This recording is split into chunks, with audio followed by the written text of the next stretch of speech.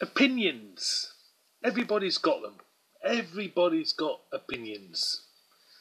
Opinions are like arseholes. Everybody's got one. And they usually stink. Now, the reason why I started off this beer review with a little bit of philosophy is that I've got a beer, obviously, it's a beer review. I've got a beer which people have great opinions about. I've heard lots of opinions about. Some very good, some very bad. And depending, there's a lot of people who like it, a lot of people who hate it. I've watched Beer Goggles do this. He hated it. And so this beer, it is Italian. And it is Birra Moretti. 4.6% ABV. There's the backside. So it's one of them designer Italian blonde pale lagers which find their way into supermarkets and pizza establishments. And usually in pizza establishments they're there and they cost a bomb. I think, was it Prezzo? They called it Prezzo? The one which is in trouble at the moment. Basically they're doing that horrible Peroni stuff for 4 for £20. £5 a bottle, something stupid. Right, Birra Moretti. Got a bit of a history for this, so I might as well just go into it. Birra Moretti was an Italian brewing company founded in Udine in 1859 by Luigi Moretti with the name of Beer Factory and Ice. In 1996, the company was acquired by Heineken International. The brewing plant in Italy was sold to the newly formed Birra Castello. Moretti is now a brand of Heineken. So, owned by Heineken. I'll just look out. There is other variations of Birra Moretti. They do a pale lager, which is that one. Then there's the La Rossa, which is a double bock. Baffo d'Oro, which is a premium malt. Birra Moretti Doppio Malto, which is a blonde ale. Then there's the Moretti Zero. Apparently there is a non-alcoholic one. So, yeah. So I'm not, to be honest, I'm not over enthusiastic about this one. But some people out there like it. And, everyone's got an opinion. So there is the Birra Moretti Crown.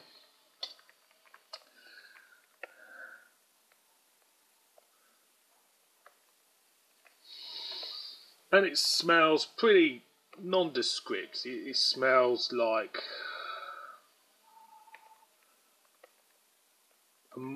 a malty, very subdued malty type lager. It's not really exciting. It's everything I've expected. Hit the malt, and that's it. So let's pour out. And very pale looking lager. Fizzing away there. Fizzing. She's fizzing. String of carbonation running up. Head's just dissipating down.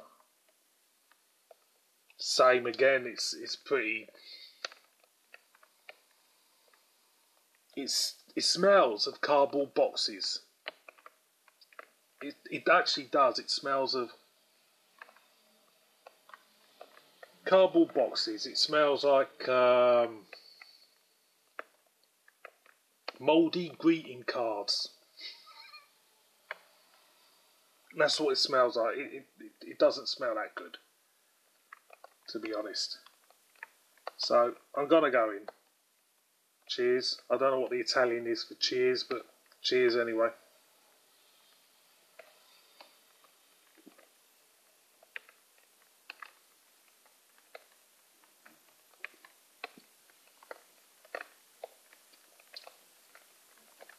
Now it's got a slight bite to it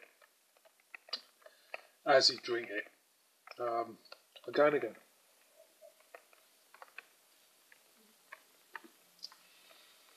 There's a crispiness about it. You get a little balance of malt and sweetness about it, and that's about it. There's not really that much going for it, to be honest. I'm just reading here. It says about the bloke with the moustache on the label. Him there.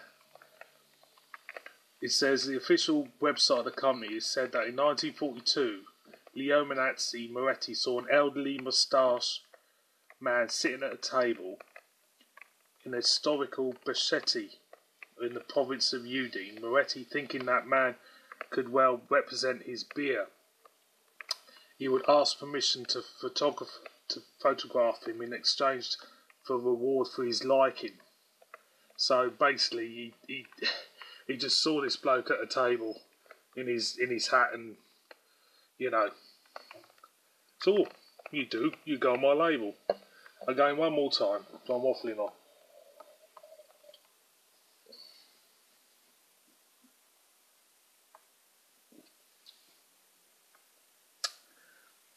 It's not saying anything. It's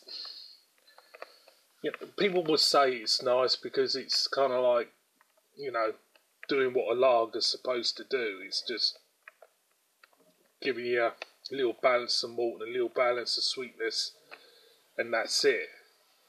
But to be honest with you, I like my beers. I like to have a conversation with my beers. I like to have lots of different taste notes coming out. Complexity, if you know what I mean. And you're not gonna get that with this, are you? It's just cold and wet, and to go with a pizza, and that's all it is. There's nothing more else to say, but this is about 7, nearly 8 minutes long, this. Which is extraordinary, boys and girls, because I'm 8 minutes in doing a very, very boring beer. And on that score, thank you for watching. See you on my next one.